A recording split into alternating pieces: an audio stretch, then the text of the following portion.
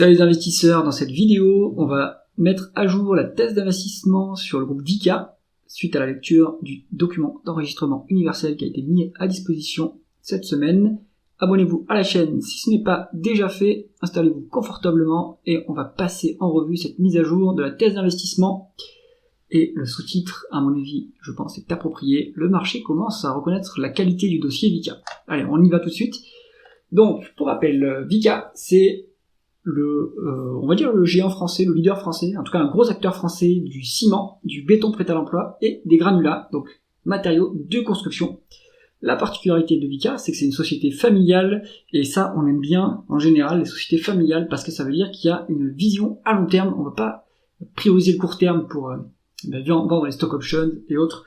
On est là pour s'inscrire dans la durée, avoir plusieurs générations qui dirigent le groupe, et qui se suivent à la tête du groupe. Donc ça, c'est très bien pour un investisseur de long terme. L'activité principale de Vicat, c'est le ciment, 50% de son chiffre d'affaires, et ça c'est bien parce que c'est ce qui a les plus fortes marges, on va le voir plus bas. Elle est également l'entreprise intégrée verticalement, donc avec le béton prêt à l'emploi et les granulats, ce qui lui permet aussi d'élargir ses débouchés. La particularité du ciment, et ce pourquoi le marché n'est pas des multiples importants sur les cimentiers, c'est que c'est fortement émetteur de CO2. En fonction des pays, alors c'est surtout en Europe, on a des quotas carbone pour pouvoir opérer. Donc les entreprises du ciment doivent acheter des droits d'émission de CO2 et doivent renouveler leur stock. Et donc le but en fait pour ces entreprises, c'est d'optimiser de plus en plus leurs émissions de CO2 pour les réduire le plus possible et ainsi avoir de moins en moins besoin des quotas d'émissions carbone pour pouvoir opérer. Donc sans ces quotas, l'entreprise n'a pas le droit d'opérer. Il y a aussi un fort enjeu sur les coûts de l'énergie, c'est très gourmand en énergie les cimenteries, pour les cuissons en fait, puisqu'on cuit à haute température les matériaux, et donc on subit possiblement les variations des coûts énergétiques. Donc ça a eu lieu en 2022-2023 en Europe. Donc Vicat a complètement subi ces hausses de coûts d'énergie, mais la particularité, c'est que les cimentiers peuvent passer des hausses de prix, on en reparle plus bas. Donc on l'a vu, répartition de l'activité de Vicat, on est à 55% en ciment, on est 72% des capitaux investis, c'est dans le ciment, le reste c'est béton et autres produits et services. Donc les autres produits et services, il y a du transport, il y a aussi la production de sacs en papier pour spécialisé pour le transport du ciment. Donc 55% du chiffre d'affaires, 74% de l'EBITDA, donc le ciment, c'est l'activité vraiment principale et celle qui génère le plus de résultats opérationnels. Alors, on est sur c'est une stabilité, donc j'ai pas mis le graphique de l'année précédente, mais on était à 56% de ciment l'année précédente, donc c'est stable, ça bouge pas beaucoup cette répartition. La particularité de Vicat, et ce qui est intéressant, c'est que c'est un groupe mondial, et ça c'est bien, parce que ça permet de capter des cycles de croissance, des cycles de construction différents en fonction des continents. En Europe, c'est quand même plutôt sinistré, mais par exemple en Inde, énorme croissance, donc il y a d'autres problématiques. En Afrique, bonne croissance, Turquie, Égypte, bonne croissance. En Amérique du Nord, on profite des plans d'infrastructures, donc la diversification à travers 12 pays est très bonne pour Vicat, qui lui permet de réduire sa dépendance à la France, notamment. On voit que c'est encore 30% de son chiffre d'affaires opérationnel. Petit à petit, ça baisse. L'année dernière, c'était 30, cette année, c'est 30, l'année dernière, c'était 31%. Donc, petit à petit, ça glisse un petit peu. La France, qui est bien, parce que on est sur, la France et l'Europe d'ailleurs, on est sur des zones qui sont pas très dynamiques en ce moment, et donc, si on était exposé qu'à ces zones-là, eh bien, on aurait des difficultés. Mais l'avantage de Vicat, c'est qu'on est diversifié géographiquement. Ce qu'on voit aussi, c'est que l'Amérique du Nord, enfin les Amériques au global, ça représente 25% du chiffre d'affaires opérationnel et 32% des marges d'EBITDA. Alors que le rapport est inversé pour l'Europe, pour la France notamment. La France, on est à 30% de chiffre d'affaires et 25% d'EBITDA. Donc ce qu'on voit tout de suite, c'est que aux Amériques, on a des marges d'EBITDA beaucoup plus importantes. Et ça, c'est bien. La répartition et l'évolution du capital, donc on l'a dit, c'est une société familiale et ça se voit dans le capital. Donc ce qui est bien ici, c'est qu'on voit l'évolution. Et si on zoome, si on agrège tout ce qui est société contrôlée par la famille plus détention en direct, on est sur 64% du capital détenu par la famille et 75% des droits de vote. Donc la famille est aux commandes et reste majoritaire, et ça n'a pas du tout bougé depuis 3 ans. Donc c'est la même répartition du capital. Le reste, ça va être principalement du public, donc des investisseurs, que ce soit des investisseurs des fonds. On a par exemple Indépendance AM qui est exposé via le fonds Mid Europe et le fonds Small Europe. On a d'autres fonds qui sont investis et après des particuliers. Donc tout ça est très très stable et la famille reste prépondérante, qui est très très bien. Donc il y aura jamais d'OPA sur cette boîte-là. Par contre, on est à la vision long terme avec cette répartition du capital. On passe en revue le chiffre d'affaires.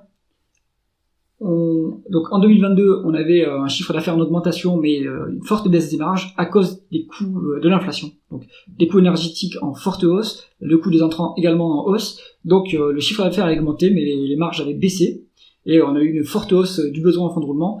Donc 2022 était compliqué, et c'est pour ça que d'ailleurs les multiples à l'époque étaient très bas. Et c'est pour ça que je suis rentré sur ce titre, sur Vicat, sur 2022, parce qu'il faut acheter ce genre d'entreprise quand tout va mal. Parce que quand ça s'améliore, l'entreprise a le pouvoir de monter les prix. On a vu ça d'ailleurs sur 2023. Sur l'année 2023, c'était soldé par une bonne publication. Le groupe avait réussi à récupérer la baisse des marges par des hausses de prix. Et ça, comment est-ce que ça marche pour une cimenterie? Eh bien, le ciment, c'est un matériau très lourd à transporter.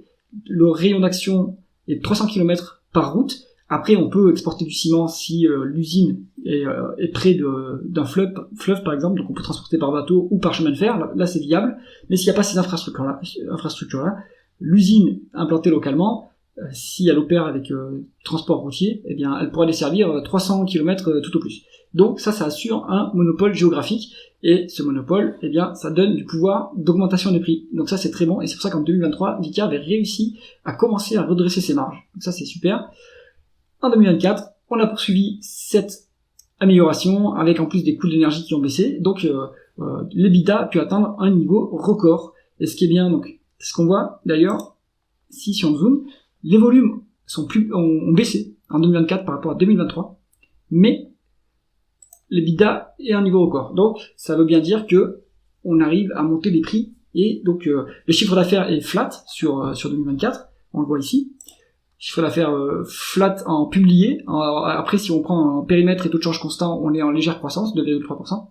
Mais EBITDA record. Donc, on a réussi à monter les marges, à monter les prix, et donc à monter les marges. Et ça, c'est excellent, parce que ce qui compte, c'est pas le chiffre d'affaires. Alors, ce qui est intéressant, c'est qu'il soit en croissance quand même. C'est toujours très difficile d'avoir un chiffre d'affaires en décroissance, parce qu'il y a souvent un effet ciseau négatif quand on a un chiffre d'affaires en décroissance. Mais là, on stabilise le chiffre d'affaires, on stabilise les volumes.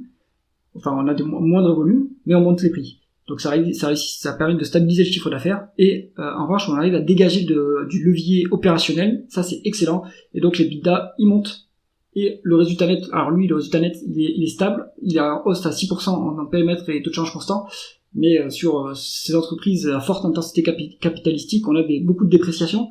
Donc ça impacte le résultat net. Ce qu'il faut regarder, c'est vraiment plus l'EBITDA pour les cimenteries. Et on voit que c'est un niveau record. Donc excellent, on a notre pouvoir de fixation des prix, et on a bien utilisé en 2024 pour réussir à monter les EBITDA à un niveau record. Mise à jour sur la stratégie, donc je l'ai dit auparavant, monopole naturel dans les zones d'opération à cause du poids du matériau. Les clients pour le ciment, c'est les entreprises du BTP, les collectivités locales qui font les travaux et les distributeurs. On est sur le marché du béton prêt à l'emploi, c'est un marché qui est beaucoup plus atomisé. Donc et le rayon d'action il est beaucoup plus petit, c'est du 30 km il me semble pour le béton prêt à l'emploi. Donc là on a beaucoup de petites unités qui sont implantées près des zones de consommation, donc des zones en construction. Et là c'est plutôt entreprises de BTP, des grands groupes et des artisans, voire aussi des particuliers. Donc voilà, le béton prêt à l'emploi là c'est beaucoup plus atomisé, mais les marges sont plus faibles que sur le ciment. Les granulats c'est à peu près pareil. On est sur un marché très fragmenté, avec beaucoup de petits opérateurs et des petits clients, voilà, producteurs de béton prêt à l'emploi, les entreprises de travaux publics et les particuliers. Alors, pour la stratégie de Vicat, on est sur la diversification géographique. C'est complètement ça. Donc le produit, il n'est pas du tout diversifiable, c'est un produit générique. Maintenant, Vicat continue investir dans la R&D pour optimiser ses produits, avoir moins de matériaux et surtout émettre moins de CO2. Mais le but, ça va être finalement l'expansion géographique. Moi, la vision que j'en ai sur la stratégie, pour la stratégie, quand on fait de l'industrie ou du service, c'est pas la même chose. Quand on fait de l'industrie, le but, ça va être d'augmenter les volumes, de descendre la courbe d'expérience en termes de volume produit. Donc, ça va être organiquement investir massivement dans la production, et puis ensuite faire des acquisitions pour accroître ses parts de marché et du coup descendre la courbe d'expérience. Mais pour le ciment, on est aussi sur une idée de maillage territorial qui s'applique plutôt au service. Donc là, l'idée, c'est un peu d'augmenter le maillage territorial, et le terrain de jeu, il n'est pas régional, il est international. Donc ce que fait Vicat, c'est l'expansion. En ce moment, ils sont continus à être en expansion internationale, en investissant. On a par exemple fort investissement au Sénégal, investissement dans le four de Raglan en Alabama, donc en Amérique du Nord. On a toujours un maillage territorial, que ce soit expansion de croissance, construction d'usines ou rachat d'usines, donc via de la croissance externe. C'est ce qui se passe, donc c'est ce que je modélise dans cette matrice BCG, hein, donc l'axe des abscisses, c'est la part de marché relative, l'axe des ordonnées, c'est la croissance du marché sur lequel on opère. Moi, j'identifie pas de poids mort chez Vicat, donc il n'y a pas d'activité qui est géographiquement en train de perdre de l'argent et qui est en plus un suiveur, donc j'en vois pas.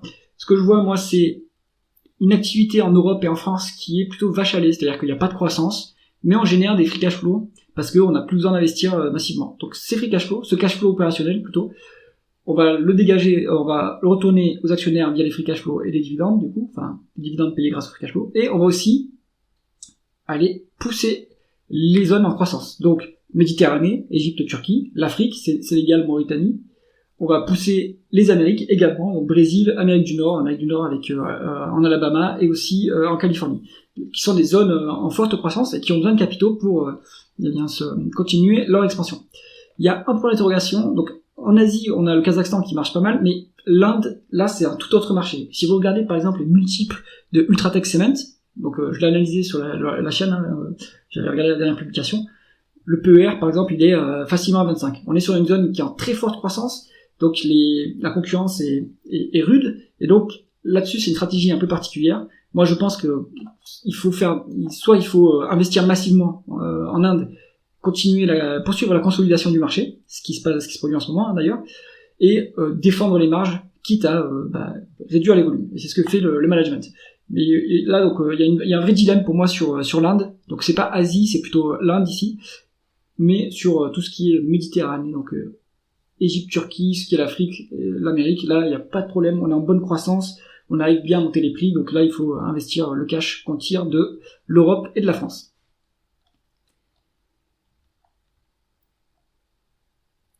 Donc ce qu'on voit après, on n'a pas le détail des investissements, donc moi je cherchais dans le document d'enregistrement universel des éléments qui corroboreraient ma thèse, hein, ici, moi c'est moi qui modélise, hein, c'est peut-être que je me trompe, mais je cherchais des éléments qui accréditeraient cette vision-là. On n'a pas le détail en fait des investissements. Alors si vous ouvrez le document d'enregistrement universel, vous avez qualitativement, donc oui on investit dans telle zone, vous n'avez pas les montants. Moi ce que je me dis c'est que déjà pour le ciment il n'y a pas de mention de l'Europe. Je pense que à part la France, donc il y a des mentions de la France, il y a une petite mention, mais c'est pas des investissements massifs à mon avis. Et en Europe on n'investit plus, donc ça accrédite le fait qu'on tire le cash, l'Europe et la France. On a dans les communiqués de presse, si vous regardez, ils indiquent qu'il y a toujours l'investissement massif au Sénégal et aussi en Amérique du Nord, donc ça accrédite cette thèse-là. Donc voilà, c'est ma perception. On voit l'évolution des investissements en volume, et après on n'a pas la répartition, donc moi je pense que ça suit cette répartition-là. Maintenant je vous propose de passer en revue le management, voilà, rapidement, hein. On a le manager du groupe, Guy Sidos, qui est dans la famille, puisque c'est le mari de Sophie Vicat. Il a une carrière un peu particulière, je soupçonnais pas cette particularité avant de rechercher un peu son CV, mais en fait c'est un ancien militaire, donc il était officier de marine, donc, parcours atypique. Il a rejoint le groupe en 2004, donc il connaît bien le groupe, Donc en fait, c'est vraiment un parcours qui a été préparé, et donc il reprend il devient PDG en 2014, donc là ça fait quand même plus de 10 ans qu'il est à la tête du groupe. Donc on a un management solide qui a des intérêts alignés avec les minoritaires, puisqu'il a une forte participation dans le groupe. Donc c'est excellent, on a un PDG qui a skin in the game, et qui appartient à la famille, donc il a la vision long terme, et il est aligné avec les intérêts des minoritaires. Donc ça on aime bien. Ensuite, le CV de Hugues Chomel, donc le directeur financier, donc lui il a vraiment plus un profil 100% financier, hein. Expert comptable, auditeur, il a fait plusieurs boîtes avant sur des postes de contrôleur financier, directeur financier de filiales, donc parcours de finance classique. Il a rejoint le groupe aussi en 2004, donc très bien, ça fait longtemps qu'il est dans le groupe. Ce que j'ai pas réussi à trouver dans le document d'enregistrement universel, c'est est-ce qu'il détient des actions Vika. Je pense qu'il y en a avec des actions de performance, mais je ne pense pas qu'il y ait une partie significative de son patrimoine dans le groupe. J'ai pas trouvé d'informations à ce sujet. Si vous en avez, mettez-le en commentaire. Mais voilà, donc ça serait bien qu'il y ait un peu plus d'exposition au groupe. Maintenant, il connaît bien le groupe, ça fait longtemps qu'il est en place, donc ça, c'est rassurant. Allez, maintenant on passe à l'analyse plus quantitative. Donc j'ai mis à jour tout ce qui est métrique et marge. Donc ce qu'on voit, c'est que les marges en 2022, ça avait chuté, hein, la marge brute, hein, on avait subi la hausse des coûts des intrants, ça s'est répercuté sur le taux de marge d'EBITDA, et depuis 2023, donc on a touché le point bas en 2023, et ça rebondit, et on revient à un niveau de la médiane. Ce qui est plutôt bon. On a un niveau de 18 en termes de taux de marge d'EBITDA, c'est quand même très bon, hein, c'est pas une activité à forte marge, le ciment, le béton, etc., mais bonne rentabilité opérationnelle. Là, le taux de marge net est quasiment plus haut, donc le plus haut c'était en 2021, quand les taux étaient ultra bas, donc on pouvait être endetté sans payer trop de frais financiers. Maintenant les taux sont hauts, on est un peu endetté sur Vika, mais le groupe se désendette, on va le voir plus bas. Donc voilà, taux de marge net à 7%, ce qui est très bon, je trouve, pour cette activité, parce que on a surtout réussi à limiter les frais financiers en se désendettant. Donc ça c'est excellent, management très bon, on n'est pas sur une activité à forte marge, mais on arrive à les maintenir, ça franchement, c'est très beau. Ensuite, la conversion des bénéfices nets en free cash flow. On a des bénéfices nets on a 500 millions de bénéfices nets en plus par rapport au free cash flow. Donc, où est-ce que c'est passé? Bon, en fait, on a une variation favorable du BFR, donc c'est quasiment neutre. Donc le BFR n'a pas trop évolué en 10 ans, ça c'est bien. On a des dépenses en capital en fait, et c'est là qu'il y a la différence, c'est que on a des fortes dépenses depuis 2022, plus élevées que les dépréciations et amortissements. Ça veut dire qu'on continue à étendre l'appareil industriel. Donc on continue à investir pour l'avenir. Donc ça c'est très bien. Après il faut que ça se concrétise en cash flow opérationnel. On a des other non cash items, donc il faut aller voir dans le tableau de flux de trésorerie pour savoir de quoi il s'agit. Mais bon, voilà. Après on a à peu près une équivalence entre les bénéfices nets et les free cash flow, et je pense que ça va recoller parce que le management a indiqué qu'il allait baisser les dépenses en capital, puisque c'est plus nécessaire de tant investir qu'avant. Donc ils vont baisser les dépenses en capital, ça devrait rejoindre à mon avis des prestations d'amortissement, et donc du coup on aurait une équivalence entre bénéfices nets et free cash flow. Mais à ce niveau-là, c'est pour pinailler, hein, on n'a pas une grosse différence non plus. Vraiment les capitaux investis, en médiane sur 5%, ce qui c'est pas fantastique, mais là depuis, donc ça fait 2 années qu'on est au-dessus de 7%, enfin là on est à 7% sur 2024, c'est quand même bon, hein. On n'est pas sur une croissance énorme de l'activité, on est à 2-3% de croissance en organique. Donc l'excédent de rentabilité opérationnelle qu'on dégage, ça permet d'avoir des cash flows opérationnels. Les cash flows opérationnels, on va pouvoir les utiliser pour faire des acquisitions, se désendetter et le rendre aux actionnaires. Donc pas mal, hein. On est sur une rentabilité convenable, on va dire. Bon, on l'a dit, hein, donc on est sur un secteur avec des marges relativement modestes. Toutefois, le fait qu'on soit sur un moat géographique, eh bien ça permet de protéger ses marges et de les augmenter légèrement, donc ça c'est bien, et c'est ce qu'on voit sur les derniers exercices, ce qui veut dire qu'on a un bon savoir-faire opérationnel, et en plus comme on se désendette, eh bien on améliore la marge nette. Donc on est quantitativement sur un dossier de bonne qualité. Passons maintenant au bilan de l'entreprise. Donc ce que je vous disais ici, c'est que pour ce qui est donc des investissements, depuis 2022 c'est en baisse, donc c'est bien. Baisse des capex, donc hausse des free cash flow normalement. L'endettement baisse également. On était à un niveau élevé, hein, en 2022, 2,75, quand on s'approche de 3, au-delà de 3 ça commence à être risqué. Hein. on a désendetté progressivement et on vise une continuation de la baisse, on vise 1,4 fois en 2025, à la fin de l'année 2025, donc c'est très bien de se désendetter ainsi parce que ça va permettre de réduire les frais financiers. Et puis si besoin, ça dégage aussi de la marge de manœuvre financière pour faire des acquisitions s'il y a des opportunités qui se présentent. Donc c'est très bon. Alors le bilan, on va pas trop s'attarder dessus. Ce qu'on peut voir toutefois, c'est qu'il y a beaucoup d'immobilisation corporelle au bilan, donc il y a beaucoup d'actifs tangibles, et ça c'est excellent. C'est-à-dire qu'il y a de la marge de sécurité sur le groupe. Donc moi, pour rappel, j'étais rentré sur Vicat lorsqu'il y avait une décote sur actifs tangibles. Donc ça veut dire qu'on pouvait avoir gratuitement, on peut avoir l'appareil productif pour moins cher que ce qu'il valait vraiment. Donc ça c'est excellent, ça apporte une marge de sécurité. Il y a un peu de goodwill, il y a un peu d'écart d'acquisition dans le bilan parce que Vicat fait des acquisitions régulièrement et ces acquisitions ce goodwill est amorti progressivement. Donc rien à reprocher sur ce bilan, hein, il est plutôt propre, voilà, avec des actifs tangibles en marge de sécurité.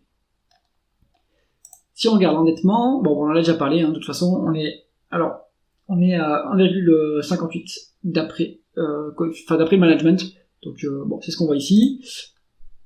On a aussi un gearing qui est à 55% à peu près, donc c'est l'endettement net sur capitaux propres, ça aussi c'est un ratio qui est tout à fait sain.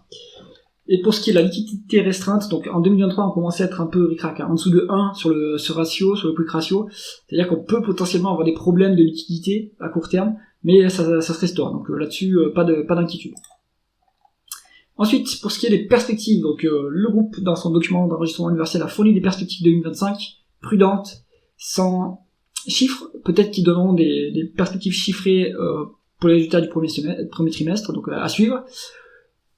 Donc ils voient toujours une activité faible dans la construction résidentielle, mais ça vous le savez, hein, sur la chaîne, je fais suivre régulièrement la chronique du marché immobilier français notamment, qui est complètement sinistré, donc les cimentiers forcément, eux ils sont vraiment en amont de la construction, donc ils savent très bien que ça va pas très bien. L'avantage de Vicat, c'est que c'est très diversifié. Ils ont aussi des projets d'infrastructure, il y a le TGV Lyon-Turin par exemple, où ils sont fournisseurs de ciment, donc très bon, ça permet d'avoir aussi des commandes à long terme. En plus, ils ont des capacités, toujours la capacité à monter les prix, donc même si les volumes baissent, on peut essayer de compenser par l'augmentation de prix, donc ça c'est bien. Aux États-Unis, ça boom toujours, très bien, développement du réseau ferroviaire dans le sud-est américain. On est en Californie, il y a toujours une tendance, on est impacté par les prix du marché, mais globalement l'Amérique du Nord c'est en bonne croissance. Les pays émergents, c'est un peu compliqué parce qu'on a de l'hyperinflation en Égypte et en Turquie, mais on a de la croissance. Au Sénégal, on a de la croissance. Brésil, un peu de concurrence. Et l'Inde, énorme concurrence. Donc ça, pour moi, l'Inde, c'est quand même un dilemme. À voir ce que fait le management à ce sujet.